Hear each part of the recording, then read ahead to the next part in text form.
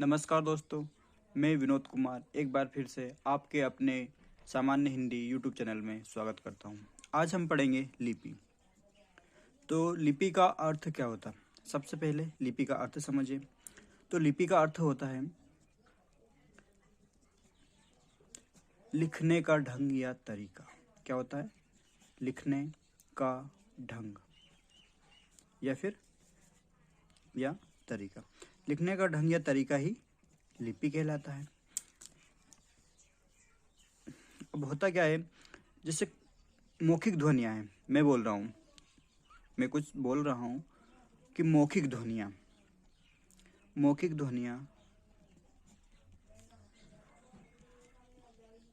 जिनको लिखा जाता है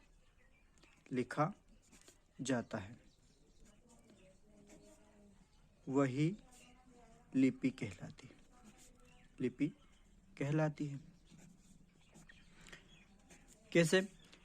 जिनको लिखा जाता है, जैसे ये सब मैंने जो लिखा है तो ये लिपि ही है। क्या है? लिपि है। तो जो भी चीज़ हम लिखते हैं वह लिपि कहलाती है। मौखिक ध्वनियाँ हैं, मौखिक ध्वनियों को लिखा जाता है तो वही लिपि कहलाती है। कोई सी भी भाषा है, चाहे विश्व में कोई सी भी भाषा हो, उसकी कोई ना कोई लिपि जरूर रही होगी या होगी, ये हम मानते हैं। हर भाषा की अपनी अपनी अलग लिपि होती है। जैसे हिंदी की बात करें, हिंदी के बारे में, कि हिंदी भाषा की लिपि है। हिंदी भाषा की लिपि, तो हिंदी भाषा की लिपि है देवनागरी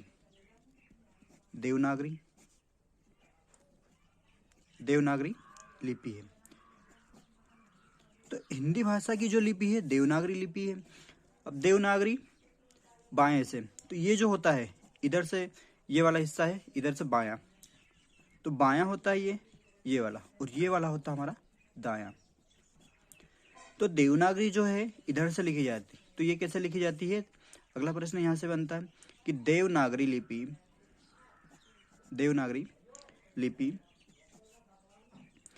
बाएं से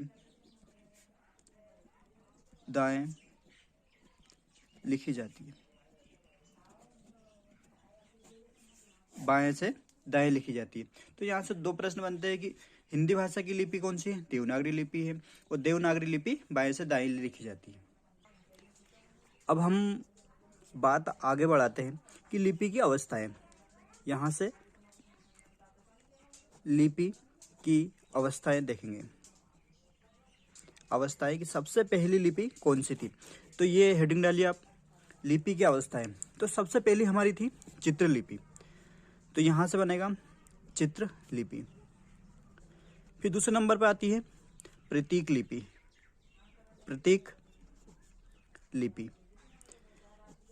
फिर बात आती है प्रतीक लिपि के बाद में भाव लिपि।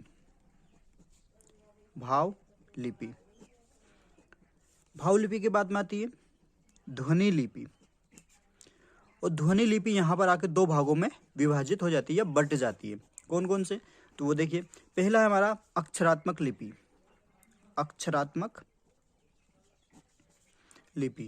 तो पहली लिपि हो गई अक्षरात्मक, ध्वनि लिपि के अंतर्गत आती है। दूसरी होगी वर्णात्मक, वर्ण के आधार पर वर्णात्मक लिपि।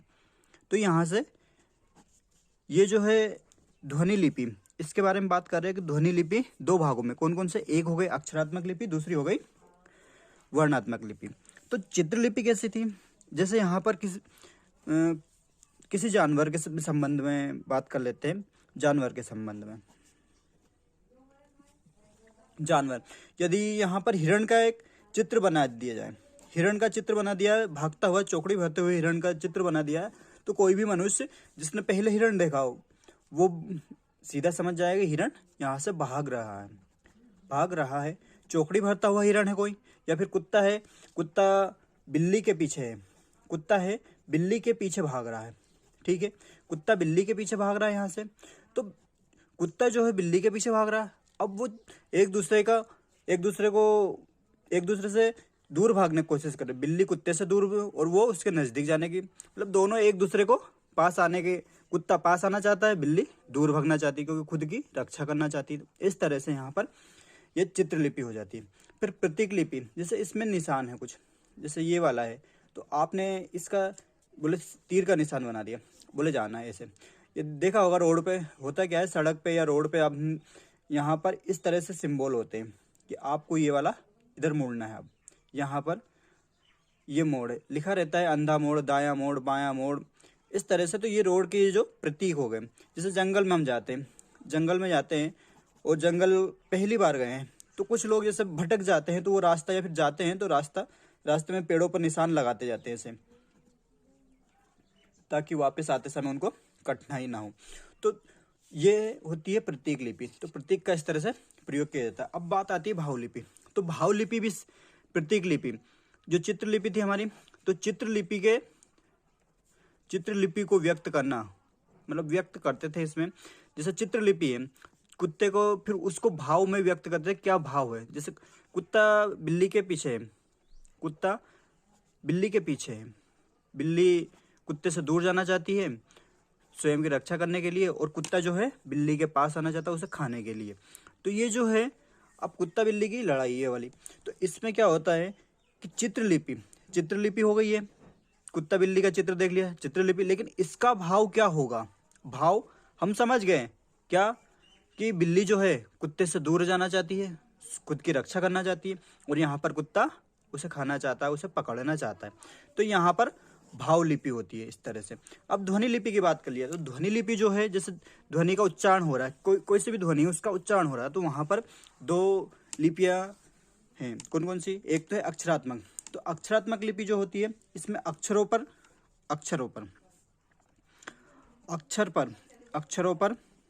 ठीक है आधारित होती है। अक्षरात्मक लिपि आधारित होती है, अक्षरात्मक लिपि अक्षरों पर आधारित हो, और वर्णात्मक लिपि वर्णों पर आधारित होती है, वर्णों पर आधारित होती है।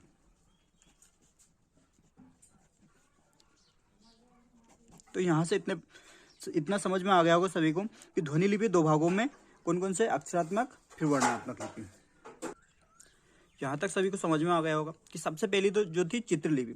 चित्रलिपि कैसी होती है, कुछ ऐसे भाव होते हैं जिनको हम, कोई भी अपरिचित व्यक्ति है, अनजान व्यक्ति है जो इनसे नहीं जुड़ा है, यदि वह इसे देखेगा तो वो समझ जाएगा भाव के द्वारा।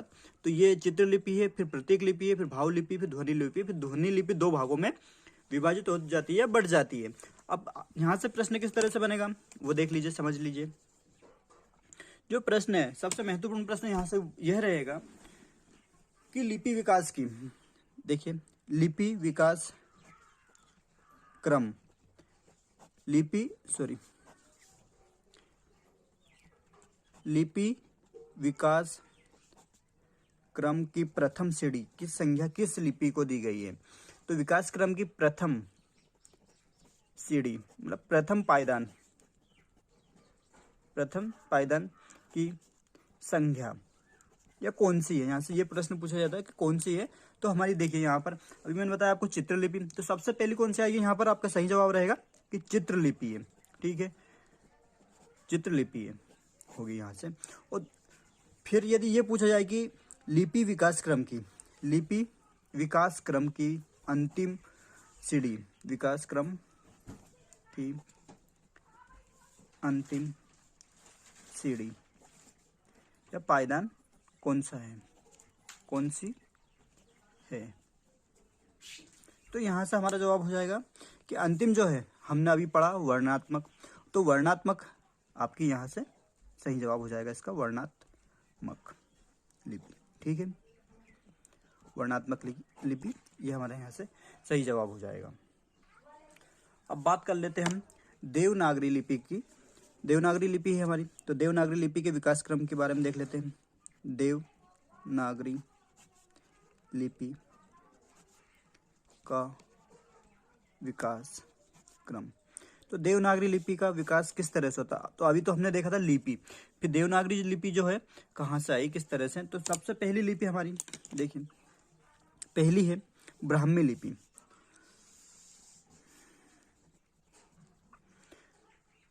ब्राह्मी लिपि, ये हा में माँ लगा हुआ है, तो ब्राह्मी लिपि सबसे पहले आती है ब्राह्मी लिपि, फिर उसके बाद में आती है सुंग। सुंग काल में सुंग लिपि चलती है। पुष्यमित्र सुंग के शासन काल की बात है, तब सुंग लिपि आती है। फिर सुंग लिपि के बाद में आती है कुषाण। कुजल कटफिसेस के इसका संस्थापक था कुषाण वंश का, और कनिष्क सबसे प्रतापी राजा रहा है कुषाण शासन काल में। तो कुषाण लिपि, फिर उसके बाद आती है गुप्त लिपि। गुप्त लिपि, और गुप्त लिपि के बाद ही आती है आपकी कुटिल लिपि। कुटिल लिपि, गुप्त लिपि हो गया, गुप्त लिपि हो गया। अब यहाँ से गुप्त लिपि को सिद्ध मातृका की संज्ञा भी दी गई, सिद्ध मातृका या फिर मातृका, इस तरह से भी देखने को मिलता है। तो इसको कुटिल लिपि को सिद्ध मातृका की संज्ञा की उपाधि या संज्ञा दी गई है, संज्ञा दी गई, ध्यान रखिए यहाँ पर। तो कुटिल लिपि जो है सिद्ध मातृका भी हो गई, और ये गुप्त लिपि से कुटिल लिपि का जन्म होता है। फिर कुटिल लिपि के बाद में कुटिल लिपि दो भागों में विभाजित हो जाती है। तो यहाँ से बनती है हमारी नागरी लिपि, जो हमारी हिंदी की लिपि है। तो नागरी लिपि हो जाती है, और एक हो जाती है शारदा लिपि। शारदा लिपि, शारदा लिपि हो गई। अब शारदा लिपि के बाद में बात होती है हमारी कि शारदा लिपि फिर विभाजित होती है कितने भागों में, देखते हैं 4 भागों में हमारी शारदा लिपि हो जाती है। कौन कौन सी 4? एक तो है गुरुमुखी, गुरुमुखी लिपि हो गई। दूसरी है कश्मीरी। तीसरी है लहेंदा, और चौथी हमारी टांकरी। तो यहाँ से इतनी लिपियां, और किस तरह से, तो प्रश्न यहाँ से ये पूछा जाता है, प्रश्न भी देख लीजिए आप, जिससे आपको अच्छे से समझ में आ जाएगा। सबसे पहले क्या है, ब्राह्मी लिपि, फिर आती है सुंग लिपि। ये सुंग के बारे में, पुष्यमित्र सुंग का जो वंश था उसी के बारे में है, अग्निमित्र सुंग, पुष्यमित्र सुंग, इनके बारे में। तो सुंग वंश, तो सुंग वंश के शासन काल में चली थी सुंग लिपि। फिर बात आती है कुषाण लिपि की। तो कनिष्क के शासन काल में, या कुजल कटफिसेस इसका संस्थापक था कुषाण वंश का, उसके टाइम पीरियड में रही थी कुषाण लिपि। फिर आती है गुप्त लिपि, चंद्रगुप्त विक्रमादित्य गुप्त के बारे में बात हो रही है यहाँ पर। तो उनके शासनकाल में गुप्त लिपि आई। फिर आती है कुटिल लिपि। तो गुप्त लिपि से प्रश्न यहाँ से ये पूछा जाता है कि कुटिल की बात हो रही। यहाँ से मैं आपसे प्रश्न बता दिया मैंने आपको, देखिए इधर समझिए कि कुटिल लिपि की जन्मी, कुटिल लिपि की जन्मदात्री, या फिर जननी, या जन्मदात्री, या फिर जननी, कौन सी लिपि है, कौन सी लिपि है? तो यहां से हमारा सीधे सीधे प्रश्न हो जाएगा, सीधा ये जवाब हो जाएगा इसका हमारा कि कुटिल लिपि की कौन है। तो यहाँ देखिए कुटिल लिपि है, कुटिल लिपि किससे उत्पन्न हुई है? तो गुप्त लिपि से। तो ये गुप्त लिपि हो जाएगा, ठीक है। फिर अगला प्रश्न बनता है यहाँ पर, ब्राह्मी लिपि के संदर्भ में सारी लिपियां किस लिपि से या किससे जन्मी है? तो यहां से हमारा सीधा सीधा जवाब हो जाएगा, किससे जन्मी है? तो ब्राह्मी लिपि से जन्मी है, ठीक है, ब्राह्मी लिपि से जन्मी है। जितनी भी लिपियां हैं, सारी ही लिपियां, भारत की बात हो रही है कि भारत के संदर्भ में जितनी भी लिपियां हैं वो सारी ब्राह्मी लिपि से ही जन्मी है। तो यहाँ से ब्राह्मी लिपि हमारा सही जवाब हो जाएगा। अब अगला प्रश्न यहाँ से बनेगा, देखिए, तो जो कुटिल लिपि है, कुटिल लिपि के संदर्भ में बात हो गई कि कुटिल लिपि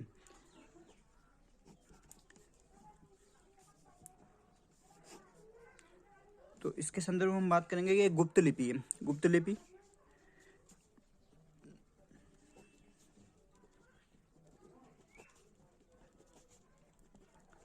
परिवर्तित नाम है किसका? गुप्त लिपि का परिवर्तित, मतलब यहाँ से परिवर्तन होता है, जन्मी है तो परिवर्तन तो होगा, जाहिर सी बात है, जब जन्मी है से तो परिवर्तन तो होगा। तो ये जो है गुप्त लिपि के बाद में कुटिल लिपि आती है। तो कुटिल लिपि जो है गुप्त लिपि का परिवर्तित नाम है। ठीक है, पहला प्रश्न यहाँ से ये बनता है। फिर इसी में ही ये ए पॉइंट हो गया। अब बी इसमें है कि इसे न्यून कोणीय लिपि भी कहते हैं। न्यून कोणीय लिपि भी कहा जाता है, न्यून कोणीय लिपि भी कहा जाता है। फिर इसी में है सी वाला कि सिद्ध मात्रिका, सिद्ध मात्रिका भी इसे भी कहा जाता है। सिद्ध मात्रिका,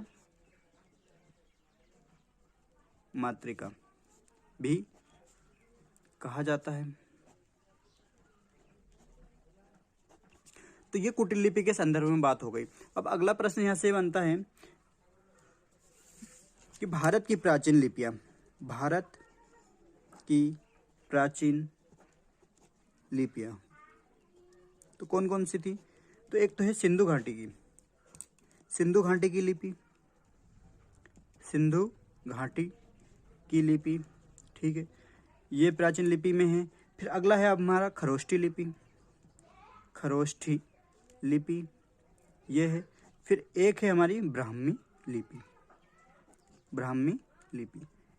ठीक, तो यहाँ से इतना सभी को समझ में आ गया होगा कि किस तरह से देवनागरी लिपि का, ये नागरी है तो इसके बारे में हम पढ़ेंगे। नागरी लिपि किस तरह से उत्पन्न हुई ये हमने अभी देखा, कहाँ से किस तरह से चल के आई। ठीक है, नागरी लिपि के बारे में देखते हैं हम कि नागरी लिपि। अब इसके संदर्भ में कुछ महत्वपूर्ण प्रश्न है और इन बारे में जानकारी है नागरी लिपि की, तो देख लीजिए आप कि देवनागरी लिपि, देवनागरी लिपि का सर्वप्रथम प्रयोग कहाँ देखने को मिलता है? कि देवनागरी लिपि का सर्वप्रथम प्रयोग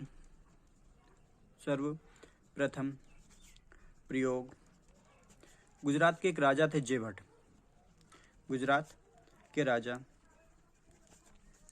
जेभट के शिलालेख में, जेभट के शिलालेख में देखने को मिलता है, देखने को मिलता है। कब की बात है? ये है कोष्टक में लिख रहा हूँ 8वीं सदी की बात, सदी।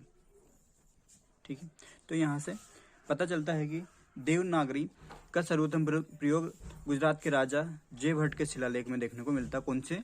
8वीं सदी में। ठीक है, अब अगला है यहाँ से नागरी के संदर्भ में, तो ये नागरी से देवनागरी कैसे बनी, किस तरह से? तो इसके बारे में देखिए, गुजरात के राजा थे, गुजरात के राजा जेभट के शिलालेख में मिला पहली बार देखने को। अब गुजरात के नागर ब्राह्मण, अगला है यहाँ से, पहला तो ये हो गया, फिर उसके बाद में ये वाला होता है कि गुजरात के नागर ब्राह्मण इसका प्रयोग करते थे, इसका प्रयोग करते थे, जिस कारण इसका नाम नागरी लिपि पड़ा। ठीक, फिर अगला यहां से हो जाता है देवनागरी को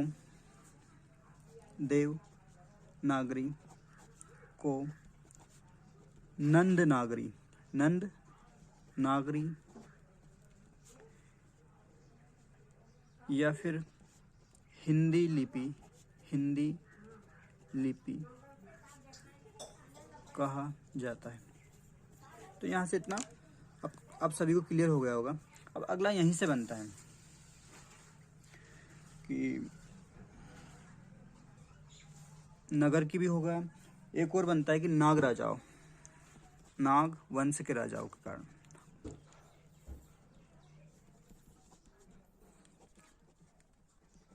लिपि होने के कारण इसका नाम नागरी पड़ा। ठीक, तो आप सभी को यहाँ से इतना तो समझ में आ गया होगा किस तरह से देवनागरी लिपि का विकास होता है। देवनागरी किस, ये अन्य मतलब कई विद्वानों ने मत दिए है, कुछ विद्वानों ने कहा है कि गुजरात के नागर ब्राह्मण इसका प्रयोग करते थे जिस कारण इसका नाम नागरी लिपि पड़ा। कुछ लोग कहते हैं देवनागरी ये नागवंश के राजाओं की लिपि थी, इस कारण इसका नाम नागरी पड़ा। फिर एक और अन्य मत देखने को मिलता है हमें, ये देवों की लिपि थी, देवों की लिपि थी, जिस कारण इसे देवनागरी कहा गया। जिस कारण इसे देवनागरी कहा गया। तो यहाँ से नागरी लिपि के संदर्भ में इतनी बात पता चलती। फिर अगला है यहाँ से कि इसकी क्या खासियत थी। तो इसमें एक खासियत इसकी ये है कि इसमें